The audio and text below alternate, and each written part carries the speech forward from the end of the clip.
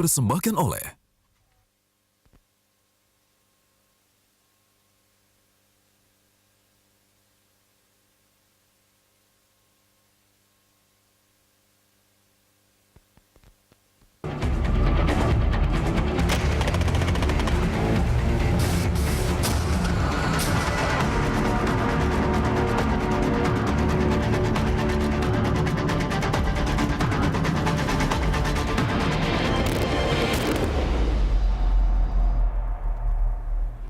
Ya, halo selamat malam pemirsa dari Studio 1 Berita 1 Jakarta. Saya Ami Ardini mengajak Anda bergabung bersama kami dalam live event Menuju Istana. Berita 1 TV menyiarkan secara live debat calon presiden 2014 dari Hotel Holiday Inn Jakarta. Dan ini adalah debat ketiga dari 5 kali debat yang diselenggarakan Komisi Pemilihan Umum. Ya, sebelum debat yang baru dimulai pukul 19.30 waktu Indonesia Barat nanti, kita terlebih dulu akan membedah gaya komunikasi Capres serta visi mereka terkait topik debat hari ini, yakni politik internasional dan ketahanan nasional. Untuk membahasnya sudah ada Don Bosco Selamun, pemimpin redaksi Berita 1 News Channel, serta Burhanuddin Muhtadi, pengamat politik, yang juga Direktur Eksekutif Indikator Politik Indonesia. Selamat datang Bapak-Bapak. Mas Burhanuddin dan juga Bang Don. Saya ke Bang Don dulu. Kalau misalnya kita lihat bahwa debat sudah ada 2 kali. Sebelumnya ini kedudukan sementara ini 1-1 apa 2-1, Bang Don? Saya kalau bilang nanti 2-0 banyak yang marah. Jadi reaksinya begitu beragam begitu. Tapi saya kira penonton juga sudah punya pilihan ya dari hasil debat ini.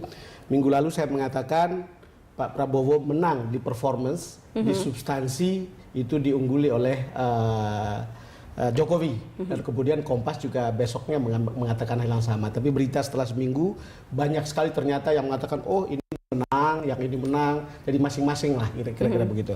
Yang menarik sebetulnya adalah bahwa pada minggu ini justru setelah debatnya yang ramai.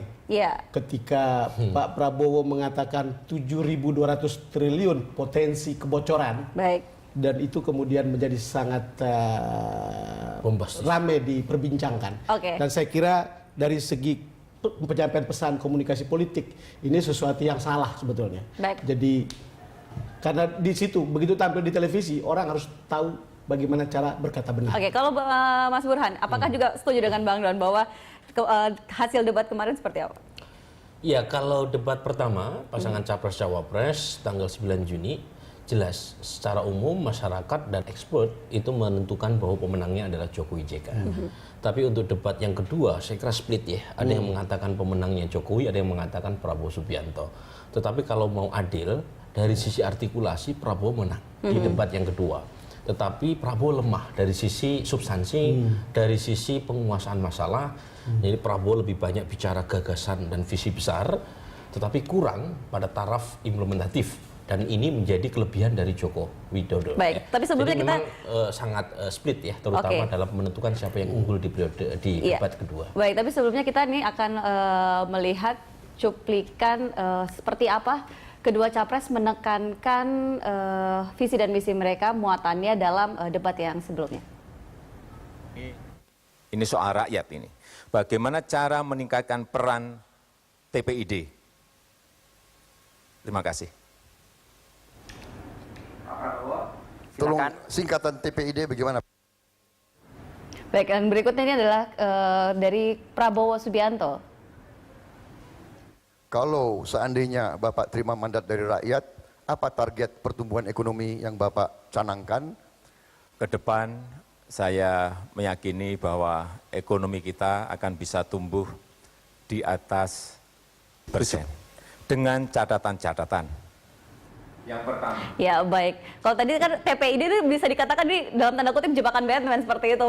Ya, kalau dalam debat yang kedua mereka saling menjebak. Saya sudah pernah katakan di sini, Prabowo menanyakan isu-isu global, ekonomi global kepada Jokowi, dan Jokowi menanyakan persoalan-persoalan daerah kepada Prabowo. Jadi memang ini saling menjebak. Bagi saya sih sebetulnya mau dibilang apakah ini debat yang substance atau tidak itu layak dipersoalkan. Karena menurut saya ini tidak ada kaitannya dengan soal-soal besar yang langsung dihadapi oleh publik. Tetapi betapapun memang harus ada ada keharusan seorang pemimpin harus memahami semua itu. Penonton merasa kalau seseorang tidak memahami, apalagi memahaminya secara salah, itu jadi persoalan. Walaupun sebetulnya apa betul sampai sedetail itu begitu, itu kan juga bukanlah seorang pemimpin dalam tingkat yang paling besar untuk wajib mengetahui itu. Iya, Joko Widodo lemah dari sisi tinjauan persoalan dari konteks makroskopik ya. Dia kuatnya di mikroskopik, sementara hal yang berbalikan itu dimiliki oleh Prabowo. Prabowo lemah dari sisi mikroskopik, tapi penguasaan masalah makroskopiknya kuat. Jadi sebenarnya ada kelebihan, ada kelemahan, terutama kalau untuk Jokowi artikulasinya menurut saya ini bagian dari ya kenyataan yang harus kita terima ya. Jokowi bukan seorang demagog, Jokowi bukan seorang ahli pidato, tapi kita tidak sedang mencari ahli pidato. Sementara seorang Prabowo, dia kuat di retorika, bahkan saking kuatnya kadang-kadang datanya salah. Itu misalnya 2 kali 3 juta, 2,5 kali 3 juta, hasilnya bukan 7,5 juta, tapi 6 juta. Itu kan salah gitu ya. Mungkin saking bersemangat-semangatnya lupa gitu bahwa ada hal detail yang harus dikuasai oleh seorang. Tapi masing-masing gaya berbicara mereka itu kan merupakan magnet juga bagi para pendukung kayak seperti itu. Nah, karena itu kalau kita lihat, kebetulan kita punya hasil survei debat ya, ada post debate, ada pre-debate. Nah, kita melakukan survei di waktu yang berbeda sebelum debat itu dilakukan dan setelah debat itu dilakukan. Hasilnya kalau dari secara umum itu penampilan debat keduanya di mata pemilih itu imbang. Gitu ya. Meskipun kalau di breakdown Jokowi lebih unggul ya, terutama dari sisi penguasaan masalah. Tapi kalau secara umum itu imbang di debat yang kedua. Dan menurut saya itu terkait dengan sulitnya pemilih untuk menentukan mana yang unggul secara telak. Prabowo misalnya itu kan saking berapi-apinya itu kadang-kadang lupa bahwa persoalan itu tidak bisa diselesaikan. Tapi masih soal Prabowo nih. Bagaimana dengan topik sekarang soal politik internasional dan juga ketahanan nasional yang katanya ini merupakan makanan empuk bagi Prabowo seperti itu, Bang Don? Sebelum ke sana, Ami, saya ingin kembali lagi dengan pernyataan Mas Burhan. Saking berapi-apinya, Prabowo itu berkali-kali mengulangi data yang salah. Itulah yang terjadi dengan kebocoran 1.000 triliun dan 7.200 triliun. Anda bisa ikuti reaksi KPK, bukan itu maksudnya, tapi opportunity loss. Lalu kemudian respon SBY, pertanyakan itu, bahkan marah. Gitu. Respons Hairul Tanjung, itu dianggap berlebihan. Kemudian respon JK, bagaimana menghitungnya ya? Hatta Rajasa sendiri sekarang harus cuci piring, harus cuci piring tentang itu. Dan yang paling berat adalah reaksi sosial media yang saya bawa di sini memang tebal, yang kemudian mempertanyakan itu. Dan itu tadi karena berapi-api gitu. Memang di depan kamera, di depan televisi, apalagi ditonton ratusan juta orang harus mengatakan sesuatu yang benar. Yang correct. Nah, karena itu ya harus hati-hati di dalam menentukan pilihan kata. Ya, diksi jadi penting. Misalnya yang disebut kebocoran, kalau sampai 7.200 bukan bocor namanya, tsunami. Gitu ya. Kata Faisal Basri gitu ya. Nah, karena itu apakah itu potential loss, apakah itu karena dikorupsi, itu penting. Sebab kalau semua disamakan, yang muncul di sosial media kan capres bocor gitu ya. Dan yang sementara yang satu lagi Jokowi terlalu sering mengeluarkan kartu gitu ya. Nah, itu dia ada repetisi yang bocor, yang gitu. dua-duanya dilakukan oleh sama-sama calon presiden nih. Tetapi sebelumnya Bang Don dan juga Mas Burhan, ini terlebih dulu kita akan melihat seperti apa suasana di Hotel Holiday Inn Kemayoran. Ini tampaknya calon presiden Prabowo Subianto sudah tiba di tempat lokasi debat di Hotel Holiday Inn Kemayoran.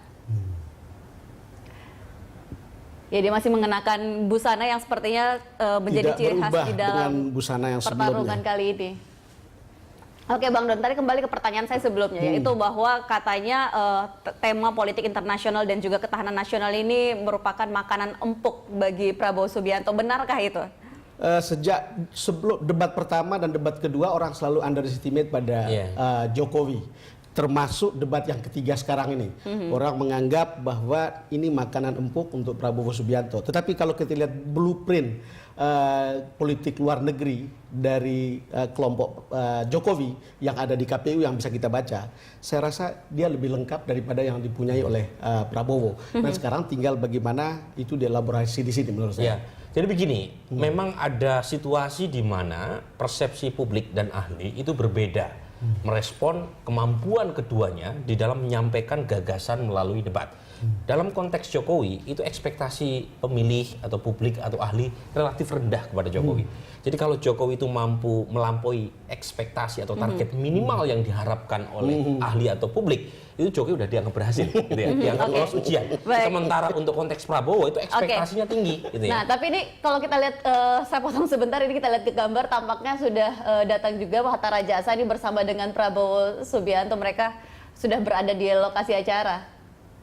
Ya, semuanya masih sama lah, pakaiannya benar-benar ini mencirikan. Dan kalau Mas Burhan nanti lanjutkan kembali. Ya, intinya kalau ekspektasi terhadap Prabowo itu terlalu tinggi, tetapi kemudian tidak gitu ya terkonfirmasi waktu debat, itu kekecewaan atau ketidakpuasannya jauh lebih besar. Contoh, waktu debat yang pertama, karena orang menganggap Jokowi akan ditelan mentah-mentah oleh Prabowo, tetapi kenyataannya di debat pertama itu justru Prabowo yang menurut saya minim persiapan, itu akibatnya justru berbalik gitu ya. Jadi sangat tergantung oleh ekspektasi dan bagaimana capres itu mempersiapkan diri dan tadi mengelaborasi apa yang sudah disampaikan dalam visi misi yang diserahkan ke KPU. Tapi kalau dalam visi misi itu kan tadi seperti yang Bang Don katakan bahwa Jokowi lebih jelas mencantumkan apa-apa saja yang akan dilakukan terkait dengan diplomasi Indonesia, kemudian posisi Indonesia di dunia internasional, termasuk juga soal ketahanan nasional. Tetapi kemampuan untuk menyampaikan visi misinya ini dalam debat ini seperti apa? Iya, Ami, itu bicara di depan kamera dan mereka tahu bahwa ini debat di depan kamera dan itu ada sekian televisi akan menyiarkan ke seluruh Indonesia.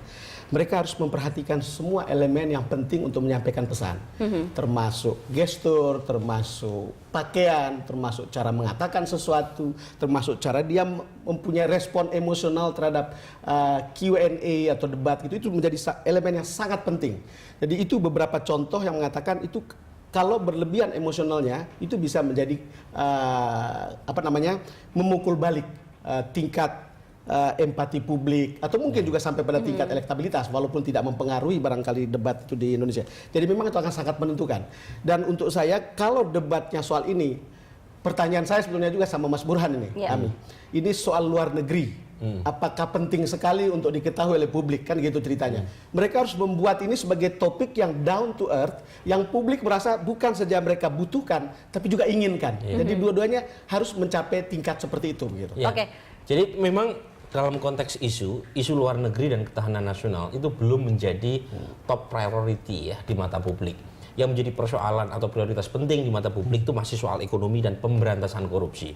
Nah, kalau misalnya Joko Widodo atau Prabowo Subianto mampu menerjemahkan ya isu-isu luar negeri dan ketahanan nasional dalam konteks dua ini, saya kira itu akan punya resonansi di mata publik. Contoh misalnya terkait dengan persaingan global. Tentu saja ini terkait dengan persaingan global, kemudian isu-isu luar negeri, geopolitik, kalau mampu dikaitkan dengan masalah-masalah ekonomi dan bagaimana persoalan ekonomi tadi mampu dimaksimalkan untuk kepentingan masyarakat dengan misalnya meminimalisir korupsi, itu pasti punya dampak lebih besar kepada pemilih.